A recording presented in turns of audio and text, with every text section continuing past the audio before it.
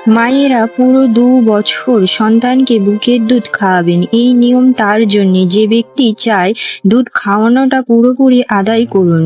সন্তানের পিতা দুধ খাওয়ানোর জন্য মায়েদের সম্মানজনক ভরণ পোষণ সুনিশ্চিত করবে। কোনো ব্যক্তির উপর তার সাধ্যাত্মিক বোঝা চাপিয়ে দেওয়া যাবে না। পিতার সঙ্গতির কথা ভাবতে গিয়ে দেখতে হবে মায়েরাও যেন আবার নিজ সন্তান নিয়ে বেশি কষ্টে না পড়ে যায় এবং পিতাকেও যেন সন্তান জন্ম দেওয়ার কারণে অযথা কষ্টে পড়ে যেতে না হয়, সেটাও খেয়াল রাখতে হবে। সন্তানের পিতা অবর্তমানে তার উত্তরাধিকারীদের উপর সন্তানের জন্মদাতা মায়ের অধিকার এভাবে বহাল থাকবে।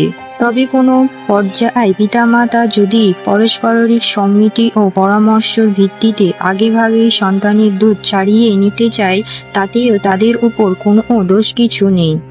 তোমরা যদি নিজেদের বদলে অন্য কাউকে সন্তানের দুধ খাওয়ানোর জন্য নিয়োগ করতে চাও এবং যদি দুগ্ধজাতির পাওনা যথাযথভাবে বুঝিয়ে দেওয়া হয়, তাতে কোনো গুনাহ নেই।